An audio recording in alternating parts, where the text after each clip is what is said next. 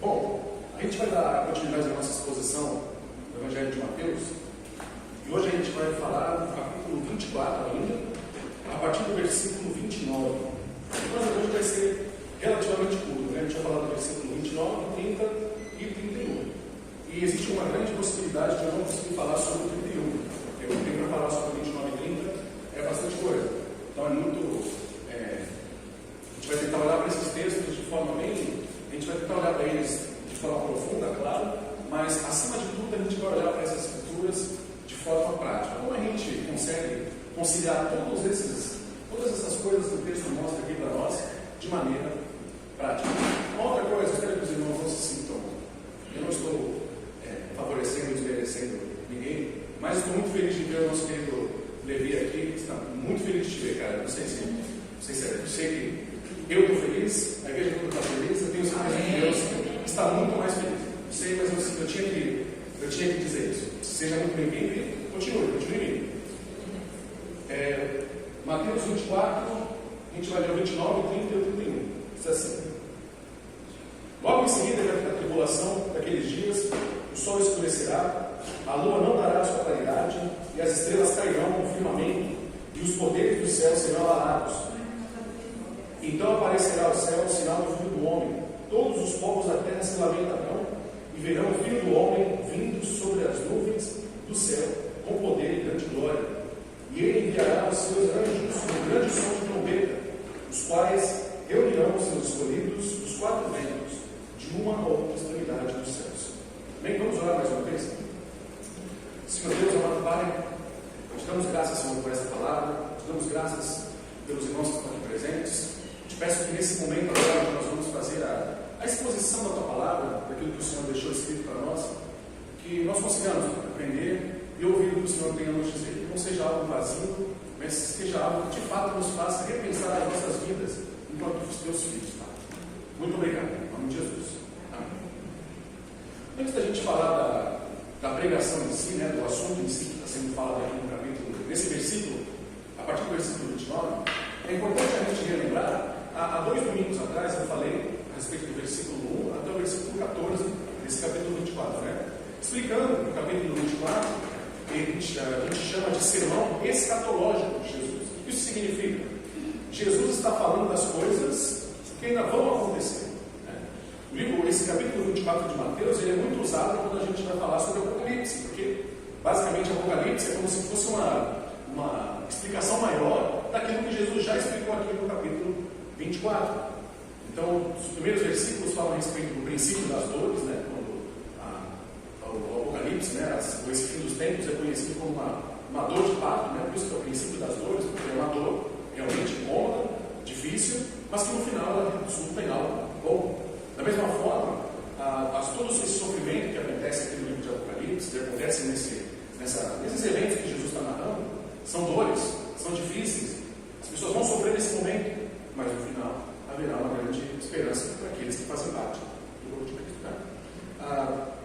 Na semana passada, o pastor Vinícius falou a respeito da grande tribulação, como ela aconteceria, quais seriam os desdobramentos dela, qual seria a gravidade dessa tribulação, quem seriam os afetados dessa tribulação, que a gente tem muito falado por aí que a tribulação ela vai afetar a todos, com certeza vai, mas a ênfase da tribulação é a tratativa de Deus com o seu povo. Quem é o povo de Deus do Antigo Testamento? Os judeus. Até porque a igreja não vai estar na tribulação, a igreja já vai ter que ir embora. Ou, de acordo com a forma como a gente interpreta, nós acreditamos que a igreja não passará pela tribulação e nós não estaremos aqui. Talvez nós nem vejamos a ascensão do anticristo. É possível, é uma possibilidade de interpretação de que a igreja nem o anticristo virá. Jesus vai arrebatar a sua igreja antes de todos esses eventos acontecerem. Essa passagem que a gente viu aqui, do 29 até o 31, ela conta o final da tribulação. O que vai acontecer, ou o que vai marcar o fim da tribulação para aqueles que permanecerem aqui na terra, e principalmente para os judeus, que são o grande alvo da tribulação. E por que a gente acredita que os judeus são o grande alvo da tribulação? Porque a tribulação ela é o cumprimento de uma profecia lá no livro de Daniel. Lembra aquela profecia das 70 semanas? Daniel, que Deus decretou 70 semanas e tudo mais, as 69 semanas, elas já se cumpriram no Antigo Testamento. E essa semana de número 70 ainda não se cumpriu. Nós entendemos que ela se cumprirá no período da tribulação. E da mesma forma, assim como as 69 semanas anteriores foram referentes ao povo judeu, eles que sofreram as consequências dessas semanas, entendemos que na 70ª semana também a ênfase será aos judeus. Nós não estaremos por aqui.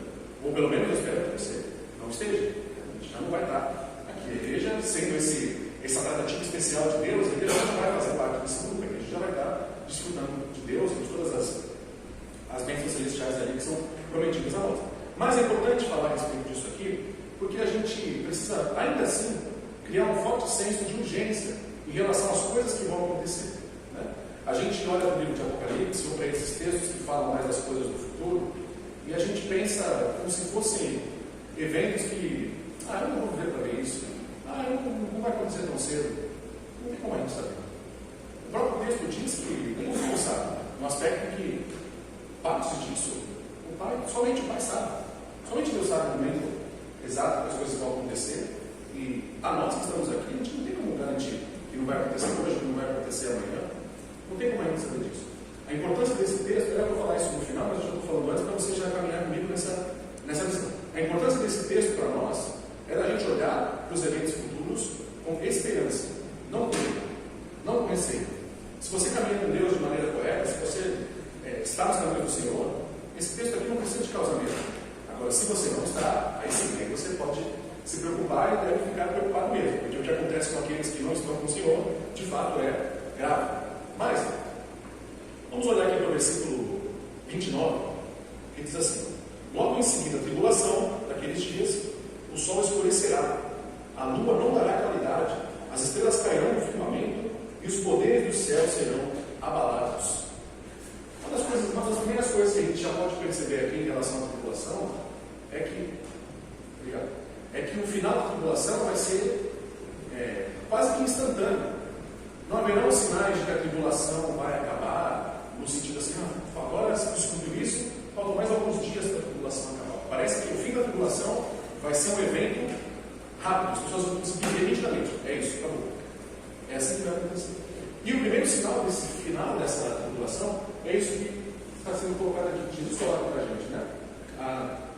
O sol escurecerá, a lua não dará sua claridade, as estrelas cairão no firmamento e os poderes dos céus serão abalados. Então parece que vai ser um grande evento cósmico nesse sentido. Né? Os astros, né? A lua, o sol, as estrelas, não vão funcionar da maneira como eles normalmente funcionam. Obrigado, irmão. Oi? Obrigado. Os eventos naturais não vão acontecer da maneira como acontecem. Isso é muito importante. Isso aqui, caso os irmãos não tenham percebido, mas é bom a gente comentar, porque isso é importante para a forma como a gente lê a Bíblia. O sol se escurecerá, a lua não dará claridade, as estrelas cairão no firmamento. Isso é óbvio, é claro, pelo que a gente está vendo aqui, que isso é uma linguagem figurada. Entendemos que é uma alegoria no sentido, não alegoria no aspecto que é inventado, mas a gente chama isso de linguagem figurada, porque isso é algo que ele está usando como exemplo para dizer uma outra verdade. Por exemplo, quando eu digo que a minha esposa é uma flor, inclusive ela não está aqui, mas está gravada, aproveito para dizer, eu não estou dizendo que ela é literalmente uma flor, né? Eu estou dizendo que ela é delicada, ela é bela, ela é cheirosa, é uma flor, né? O Osmar também, a esposa dele é rosa, então também para ele é fácil chamar a esposa dele de flor, né? Mas chuchu é difícil. Chuchu não, chuchu é complicado. Mas é a mesma coisa que está acontecendo aqui. Jesus Cristo está usando algumas figuras de linguagem para tentar explicar algo que vai acontecer de fato. O que ele está explicando com isso, né? Esse tipo de linguagem é muito comum, né? Se você ler os profetas de Amós, Zacarias, Isaías, muito vai falar bastante a relação dessa questão do futuro, do que vai acontecer no dia do Senhor, como as pessoas vão lidar com esses momentos, né? E um texto que explica para a gente de maneira literal o que vai acontecer nesse dia, está lá em Zacarias, capítulo 14, versículo 6. Zacarias 14, 6. Ele vai explicar um pouco como vai acontecer essa questão nesse dia. O sol se escurecer, a lua, as estrelas. Mas naquele dia não haverá luz, mas frio e gelo. Ou seja, o sol, esquece. Mas será um dia singular, um dia conhecido do Senhor. Não haverá separação entre a noite, pois mesmo depois do anoitecer, ainda será dia claro. Naquele dia, águas vivas correrão de Jerusalém, metade delas para o mar. Isso aqui já está falando de uma outra. Era só até o 6 e 7. O que isso mostra? Todo o clima vai ficar bagunçado. Vai ter uma forte confusão em relação ao que é dia, ao que é noite, gelo, frio, calor. Vai ter uma bagunça muito grande. O primeiro sinal vai ser esse. O universo não vai funcionar da maneira como ele funciona normalmente. Isso é importante se dizer nos dias de hoje, né? Que antigamente, vou falar antigamente, mas depois eu falo de hoje.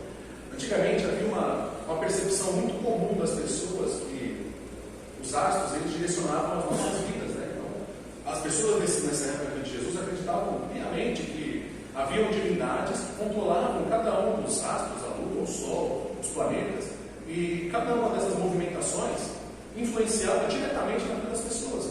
Então as pessoas oravam para que esses seres mitológicos, esses deuses, mexessem ali no sol, na lua, para que as vidas deles fossem afetadas, né? E o que a gente vê hoje também é uma forma disso, né? A gente tem pessoas que acreditam em horóscopo, em signos, né? Que acontece no céu, as estrelas, as luas, aquelas questões todas influenciam na nossa forma de viver, influenciam na nossa personalidade. É uma tradução desse pensamento antigo de que as coisas lá do céu, né? Os astros, as estrelas, influenciam a nossa vida. Uma grande bobagem. Esse texto mesmo mostra que quando o Senhor retornar, quando Deus se manifestar aqui de volta, até mesmo o sol, as estrelas, a lua vão se curvar diante do poder do Senhor. Ou seja, nós temos essa mania de dar poderes ou inventar explicações sobrenaturais para coisas que a explicação é simples. Deus controla tudo. Deus tem controle sobre a natureza, tem controle sobre o sol, sobre a lua. E mesmo esses grandes astros que para nós parecem coisas absurdas, né? Vocês já viram, tem uns vídeos na internet, lá no Facebook, várias redes sociais, né? Que vão mostrando a comparação dos planetas do nosso sistema solar, né? Aí você vê a Terra, aí você vê Marte, né? Que é mais ou menos parecido com a Terra em tamanho. Aí você vai vendo Júpiter, imenso, cabe umas 20 e poucas terras dentro de Júpiter. E quando você vê o Sol, maior que tudo isso aí junto, maior que o sistema solar inteiro praticamente. E mesmo esse grande astro poderoso que é o Sol, que ilumina o dia inteiro, capaz de nos deixar a gente mal posicionado aqui no talo, esse grande astro, ainda assim, quando o dia do Senhor chegar, ele vai apagar. E conhecendo então a soberania de Deus, o poder de Deus, aquele que de fato faz com que as coisas sejam como elas são. E a gente esquece disso. Nós esquecemos que o Deus que a gente serve não é o nosso mordomo. A nossa igreja, a nossa igreja não, a nossa igreja, porque quando eu falo sempre nossa igreja, eu penso na igreja universal, não a do Edir Macedo, mas a igreja como um todo, a grande igreja espalhada aí pelo mundo, né? A igreja tem tido essa tendência de olhar para Deus como se Deus fosse um menino de 5 anos. Ele tem que fazer o que eu quero, eu vou pedir, Deus vai me dar, e ele obedece ao comando, eu tenho que barganhar com Deus. Não, Deus, eu paro de assistir Netflix se o Senhor me der aquele emprego, ou eu paro de tomar refrigerante se o Senhor me dá aquela bênção que eu estou esperando. Deus não é bobo, Deus não é um menino que você consegue barganhar com ele. Ele é o Senhor que controla até os astros do céu. Ele não é um garoto, ele não é disposto à nossa vontade nesse sentido.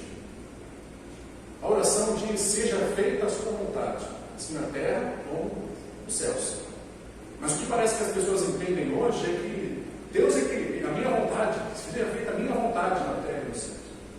E esse texto é um dos textos que caminha nessa direção, no aspecto de mostrar que o nosso Deus é soberano sobre cada aspecto daquilo que a gente observa na nossa realidade.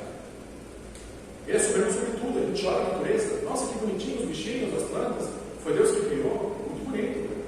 Mas mesmo as coisas que nós vemos de forma distante, como a lua, as estrelas, o sol, aquilo também foi criado por Deus. E Ele só faz as coisas acontecerem como elas acontecem por causa da sua grande vontade.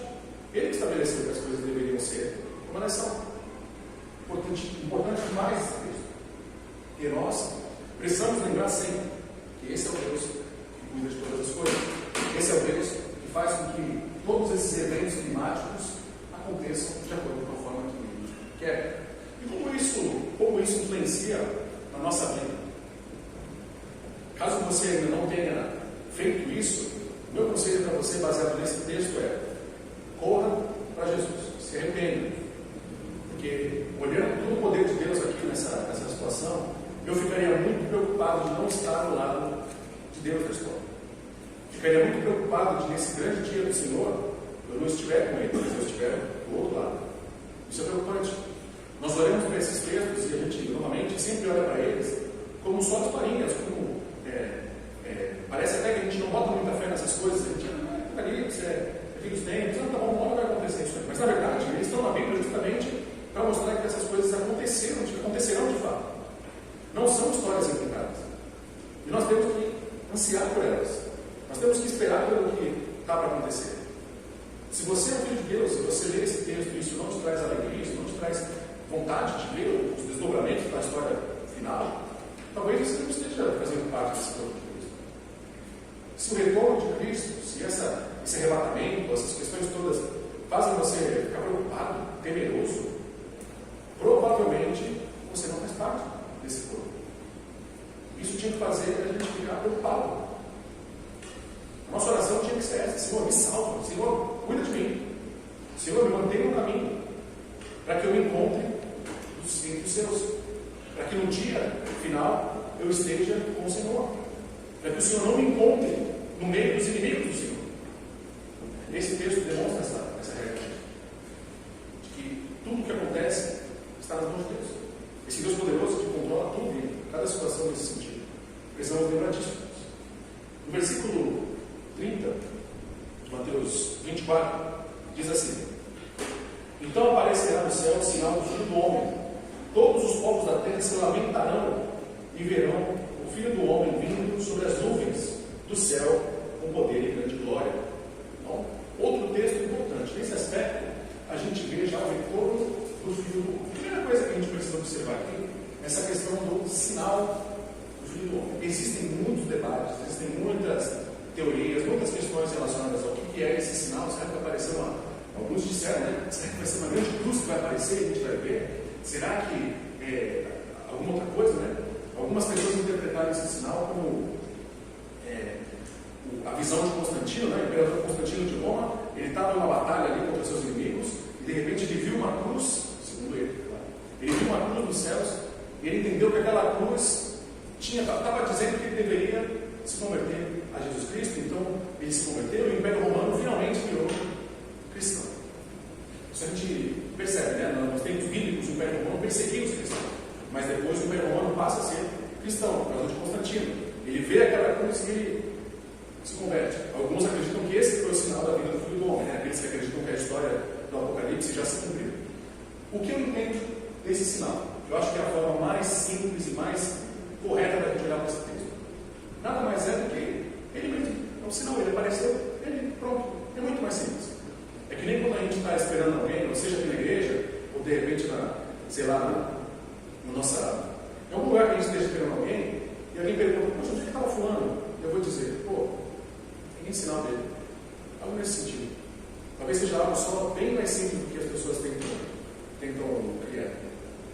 Vai ver o sinal do Filho do Homem. Qual o sinal do Filho do Homem? Ele vai aparecer. E aí as pessoas vão ver ele chegar. E essa chegada vai ser visível a todos. Todos vão ver que o Filho do Homem está chegando. E aí, uma outra questão aqui: quando eles veem que o Filho do Homem está chegando, todos os povos da terra se lamentarão e verão o Filho do Homem vindo sobre as nuvens do céu. Ou seja, haverá um grande lamento quando o Filho do Homem chegar. Que loucura, porque eles vão reconhecer que é o Filho do Homem, mas por que então haverá lamento? Lembrando que os cristãos verdadeiros não estarão mais aqui. Quem estará aqui? Os judeus e os incrédulos. Aqueles que não são cristãos e não acreditam em Deus. Esses são os que vão estar aqui. Esses dois lamentarão. Esses dois grupos lamentaram. Por que eles lamentaram? A primeira explicação é dos judeus. Provavelmente os judeus aqui vão lamentar no aspecto de arrependimento. Eles vão se arrepender porque eu acabei, confessar um pecado aqui, eu acabei deixando para não trazer o notebook, eu acabei deixando o esboço da minha pregação no meu celular. E aí, você já sabe, né? Criança, mexe, tal, sumiu. Então, a passagem que eu ia usar aqui para explicar essa questão do arrependimento dos judeus com choro, eu simplesmente não me recordo, eu posso mandar um pouco depois, mas o choro que está sendo colocado aqui, esse lamento do povo judeu, é um lamento de arrependimento. Existe uma profecia, que é também no livro de Zacarias, também no livro de Isaías, eu só não vou lembrar a passagem especificamente, o endereço correto, onde fala que os judeus eles vão se arrepender por terem trespassado, ou seja, terem machucado, matado o filho do homem. Então os judeus eles vão ver o filho do homem chegando e nesse momento eles vão se arrepender. E esse arrependimento vai ser demonstrado com lamento. Já o outro lado da história, os outros que estarão junto aqui, que serão os incrédulos, eles também se lamentarão nesse dia. Mas aí vai ser um lamento diferente.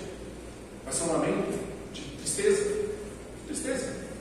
Porque tudo aquilo que eles gostam no mundo, o que é legal no mundo? O pecado, as lascívias, os nossos vícios, as nossas coisas que a gente comete, que são pecados mesmo.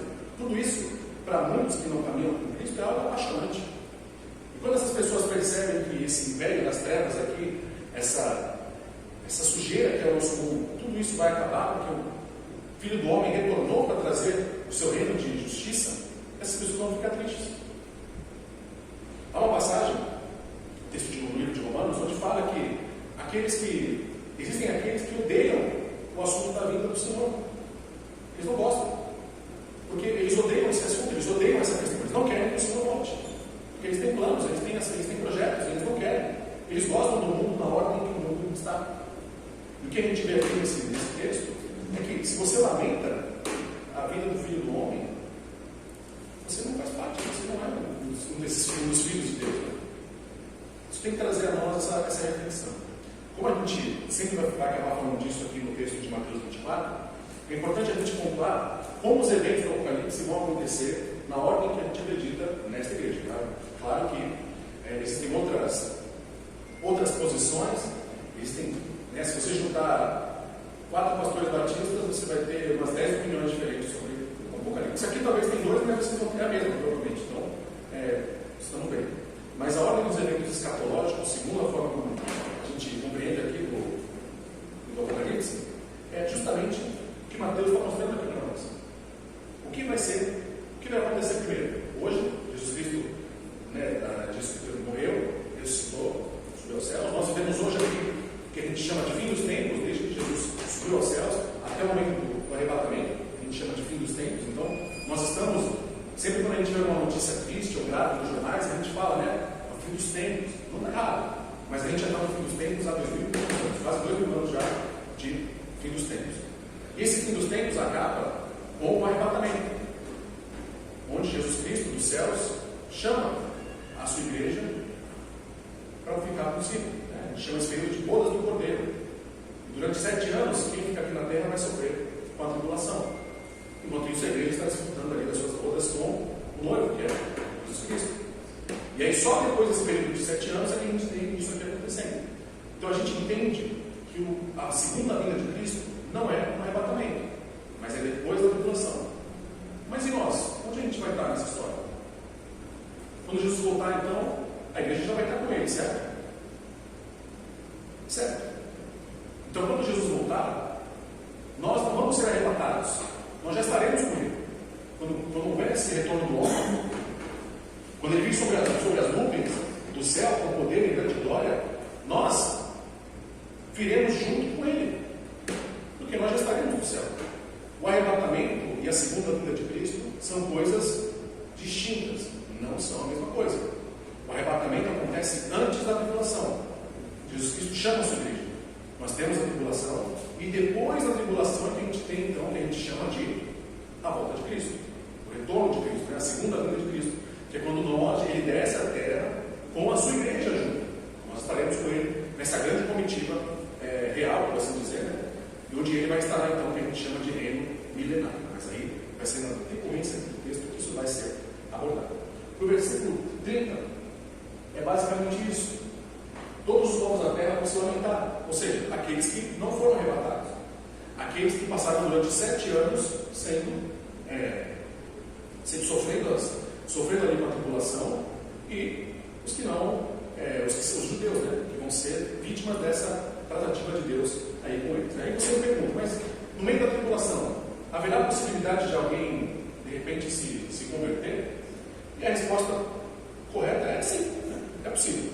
Visto que a igreja não estará mais na terra, mas o YouTube vai estar, alguém vai poder ver uma pregação. As Bíblias não vão desaparecer do mundo junto com os cristãos. A mensagem do Evangelho os meios de encontrar o Evangelho vão estar por aqui. Então, há possibilidade sim de repente, durante a tribulação, as pessoas se converterem. Então, só não haverá salvação depois de tudo ser cumprido, né? Depois do reino milenar, depois do grande trono branco, depois de todas as coisas que o Apocalipse mostra para a gente, aí realmente não tem mais como. Mas até nesse período há possibilidade. E eu não quero que você use isso, ou pense nisso como um subterfúgio, uma alternativa. Não, eu vou ter chance até os 45 do segundo tempo, eu posso ser salvo. Não preciso ir na primeira era, eu posso ir na segunda, eu posso ir na terceira, não tem problema. Não pense assim. Quem está com Deus o mais rápido possível.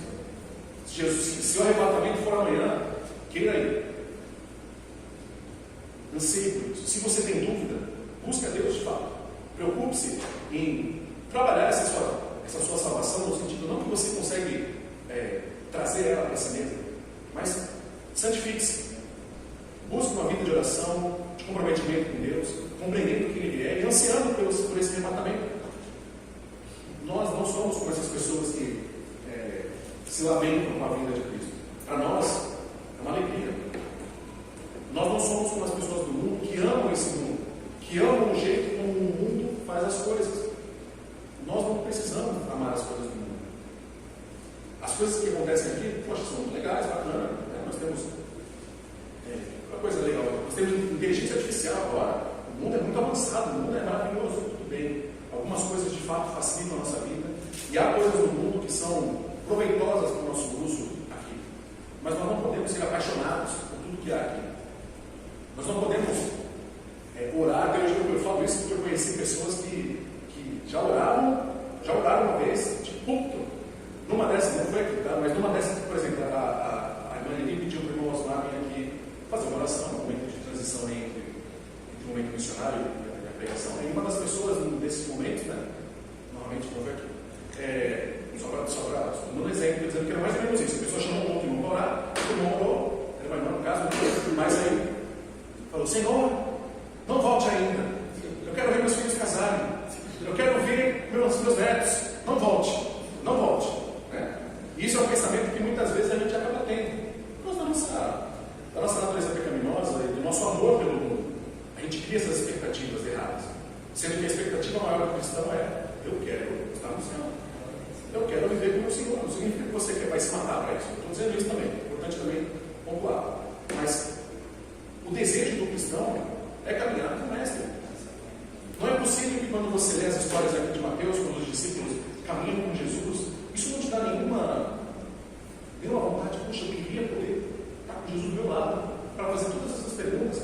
Mesmo que fossem essas perguntas meio bombas que os discípulos fazem a ele, Jesus até responde, às vezes, agressivo, né? Bravo com essas perguntas tão simples, né? Mas não seria bom você ter um acesso ali, do lado de Jesus? Não seria interessante você tirar todas as suas dúvidas bíblico-teológicas direto da fonte? Tudo que você quer saber a respeito de Deus, a respeito dos planos, dos projetos de Deus, né? Você tem Jesus aqui do seu lado. Então você, cristão, não pode querer, você não tem poder para isso, né? Você não pode desejar que o arrebatamento seja o mais distante possível. Você tem que esperar que aconteça imediatamente. O Apocalipse, quando ele foi dado às pessoas, né? Quando João espalhou o Apocalipse entre as igrejas e foi lido e lido, os cristãos daquela época, eles oravam para que o Apocalipse acontecesse naquela semana. Eles já viam que acontecesse. Porque para eles era muito melhor estar com o Senhor.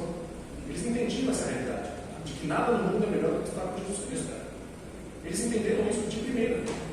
E nós, novamente, não nós aqui, mas nós cristãos em geral, a gente olha para o livro de Apocalipse com muito medo, muito receio, né? A gente olha, poxa, a gente escreve um livro de enigmas, não é? Está claro. A grande ênfase do livro de Apocalipse é: o mundo hoje é caído, o mundo hoje é mau, mas vai ter um reino bom, vai ter um lugar. Você olha para o mundo hoje é injusto, é sujo, é cheio de maldade, é cheio de pecados. Parece que os bons se dão sempre mal e os maus se dão sempre bem. Mas haverá um tempo em que vai ser haver justiça. Os maus vão sofrer pela sua maldade e os bons vão ser recompensados pela sua bondade, pela graça de Deus. Então, nesse tempo aqui, na vida do Filho do Homem, é interessantíssima essa questão de lamento, porque a gente vai ter dois aspectos desse lamento. Um lamento, um choro de arrependimento de Deus, né? E aqueles que se converteram durante a tribulação, e um choro de tristeza, porque não queriam que Jesus voltasse, que queriam permanecer, mesmo na tribulação, queriam permanecer naquela sujeira, queriam permanecer naquele estado, porque não queriam que Jesus retornasse. E é por isso que eu enfatizo novamente, eu reforço isso com muita veemência. Vamos se caminhar com o Senhor. Olhe para esses textos bíblicos e que esses textos bíblicos façam você querer cada vez mais que o Senhor nos arrebate, retorne logo, para que a gente possa desfrutar da sua presença. Se hoje, não sei como está o coração de cada um, mas se hoje você se sente distante de Deus, ou você sabe que está distante, não fique por muito tempo, não permaneça assim. A gente está lendo aqui essas coisas, a gente não sabe quando elas vão acontecer. Mas se acontecessem hoje, você iria, você ficava? Qual seria a sua... Onde você estaria nesse momento? Você poderia bater no peito e dizer: eu vou para o céu, eu vou ser arrebatado. Tenha a convicção disso. Se você não tem, insista todos os dias para que você passe a ter cada vez mais essa confiança. Ore, leia a Bíblia, caminhe com o Senhor. Não fuja de Deus. Não fuja de Deus. Pelo contrário, vá na direção dele. Porque hoje, nos tempos que nós vivemos, você pode até fugir de Deus. Mas um dia, se ele quiser, ele vai te encontrar. Ele sempre acaba encontrando aqueles que ele quer. Isso é fato. Mas haverá um tempo em que, se você fugir de Deus, não vai ter mais volta. E eu oro todos os dias para que eu não faça parte desse grupo.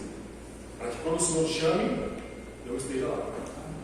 Para que quando o arrebatamento acontecer, para que quando todos esses eventos aqui acontecerem, eu nem estar mais aqui. Para que eu esteja desfrutando das glórias do céu junto com meus irmãos. E é isso que a gente tem que se preocupar.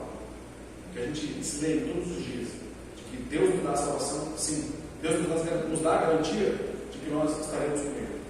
Mas isso não deve produzir em nós um sentimento de: estou salvo, posso fazer o que quiser. Porque se você age assim, você não foi salvo de fato.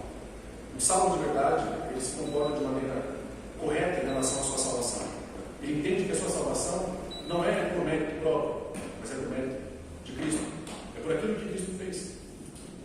Por isso, irmãos, caminhe com o Senhor. Não se afaste do Senhor. Porque até mesmo, sempre que você, talvez você não lembre disso, né? Mas quando você olhar para o sol, quando você olhar para a lua, quando você olhar, poxa, eu trabalhei com navegação, trabalho até hoje, né? Mas eu trabalhava mais diretamente com navios, né? E a gente sabe que, isso aqui não é meu, mas eu vou... Opa, stop bíblico. A gente sabe que quando a lua está mais cheia, né, tal, isso afeta as marés, né? Tanto que a gente tinha que programar os navios para atracar sempre quando tivesse a maré alta, dependendo do que a gente queria, quando tivesse na maré baixa, tudo tinha que ser levado em consideração, né? Então é interessante pensar nisso, né? Então, tem até aquele filme, não sei se vocês viram, estou falando mal sério falar de filme também dá uma quebrada, né? Mas só para vocês entenderem. Tem aquele filme bíblico, profundo e teológico, todo poderoso, já viram? Nesse filme tem uma cena que o protagonista do filme, ele está lá com a sua esposa e ele quer proporcionar um clima mais romântico ali com a sua esposa. O que ele faz? Você lembra dessa cena?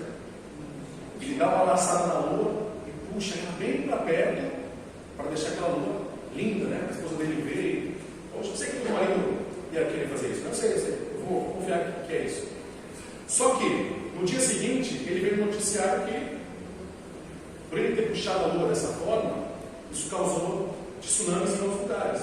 Isso provocou uma série de cataclismas ali em outros lugares e algumas pessoas morreram por conta disso. Aí ele se tocou, caramba. Aí ele viu, né? A ideia do filme é essa, né? Você, Deus é muito difícil, né? Toda decisão vai